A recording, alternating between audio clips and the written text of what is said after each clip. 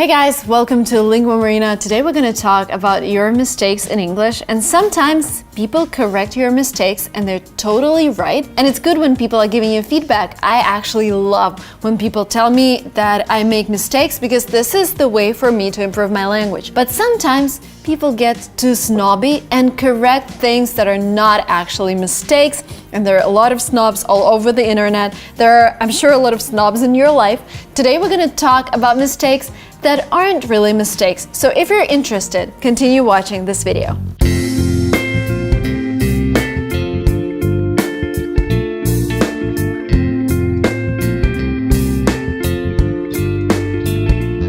A lot of people would tell you that you cannot end your sentence with a preposition. So for example, you're saying, "Where are you going to?" And people would say, "You cannot do that. You can say where you're going, but you cannot say where you're going to because the sentence ends with preposition and this is grammatically incorrect." It is not incorrect. It is okay to say where you're going to, who are you talking to, who are you walking with. It's completely fine to end your sentence with a preposition. Sometimes it might sound a little unnatural and you can paraphrase your sentence and say, "To whom are you talking right now?"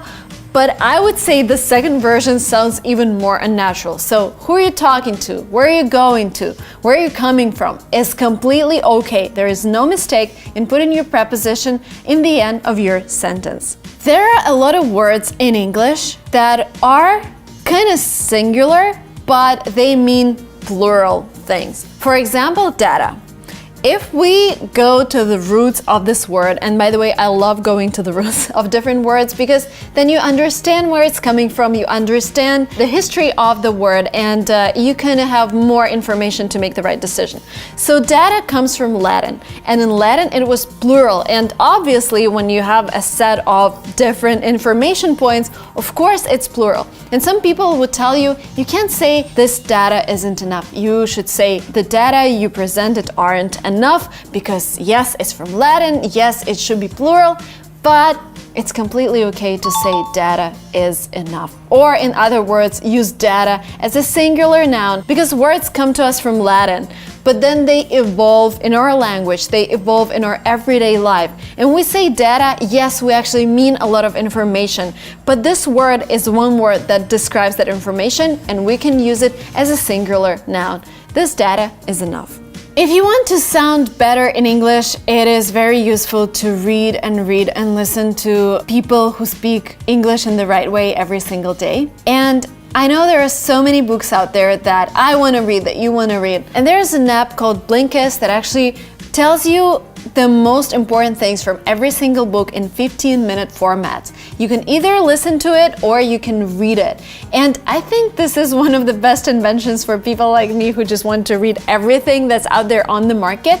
And Blinkist are sponsoring this video, so you're getting something special. I really recommend that you start exploring Blinkist with reading the best sellers because they are written in a way that is natural to millions of people all over the world. For example, one of my favorite books is called The 7 Habits of Highly Effective People. And I know if you're learning English and trying to do something else with your life, you need to be really effective. Because you're watching this video, you're getting something special. The first 100 people who hit the link below are gonna get free trial of Blinkist for 7 days, and you can cancel anytime, but during this free trial, you get access to their amazing books and you can read the book that I've recommended.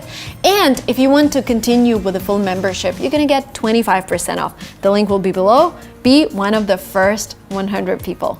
The next mistake is really, well, kind of mistake, really common.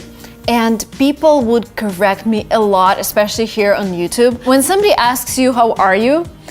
you can say, "I'm good." I'm good. Well, for some people, it might sound incorrect. Something I want you to remember, it's grammatically, if we dig into everything, and I'm gonna explain this later, it's correct. It's just one thing to remember. If you're writing a test, if you're writing an exam, you can say, "I'm good." But if a person is not used to this, if he considers this phrase to be wrong, they can actually lower your score. So if you're writing a test and you need to write, "How are you?" I would rather reply with, "I'm well." I'm well. But in your everyday life, you can say, "I'm good" as well. And here's the explanation. Yes, there is a rule. When we have a verb, we should pair it with an adverb. So to be as a verb, and if you want to describe something as a verb, you should use an adverb. He runs quickly, she writes correctly, he sees poorly, I run well. So whenever we're describing a verb, yes, we use an adverb. But there is such thing as linking verbs. And with linking verbs, when you want to describe it, you're not describing an action, you're rather describing a state. Here are some examples of linking verbs. Tastes, feels, acts, seems, becomes, sounds, appears, looks, turns. There are a lot of them. And with them, it's totally fine to use an adjective because, again, you're not describing an action. You are describing a state. She seems okay. She seems fine. She seems beautiful. I feel bad. I feel bad. So with this linking verbs, totally okay to use an adjective, and this is why it's totally okay to say I'm good. Because with this verb, you're rather describing your state. You're not really focusing on being on this planet, you're actually focusing on your state, and this is why it's fine to say I'm good. The next thing that people get snobby about is using me. Sometimes I would say, do you want to come out with Dima and me? And people will be like, do you mean with Dima and I? So the rule of thumb here is to omit Dima from the sentence. When you want to ask somebody to come out with you, what would you say? I would say, do you want to come out with me? You wouldn't say, do you want to come out with I? This is a little weird. So whenever in doubt, try to omit the second person or the second object from your sentence, see what happens to me versus I, and then use the same version in the sentence that you're trying to build. Do you want to come with me? The next mistake that people try to correct is starting a sentence with hopefully. Let's look at the sentence. Hopefully, Marina will record another video. And people who would tell you that you cannot start your sentence with hopefully, because they explain the sentence in a way that Marina will record a video in a hopeful manner.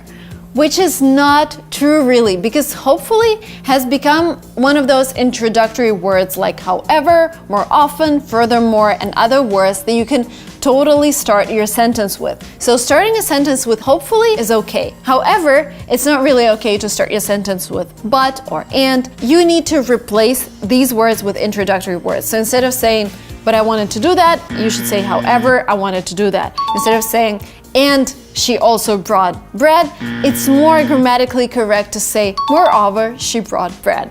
Now, the last but not the least, let's look at the sentence. Each student has submitted their artwork to the committee. Now, some people might tell you, hey, you have each student here, and then you have has, which is singular, and then somehow you say their. Why don't you say each student has submitted his or her work to the committee? Because that sounds kind of grammatically more correct because you have this each in the beginning. It's not a mistake really. You can use their in this case. Because the rule of thumb here, if you are referring to a kind of generic person, each student means a generic person that's a part of a big group, it's fine to use there because with each student we actually mean the class, we actually mean the group, so there is totally okay in this case. That was it from me for today, guys. Thank you so much for watching this video. Let me know if you understood everything. Let me know if I should maybe slow down in my next videos. Let me know what your level of English is down below. If you're not yet subscribed to this channel, this is another mistake that you're making. Hit subscribe, like this video if you liked it, and I will see you very soon in my next videos.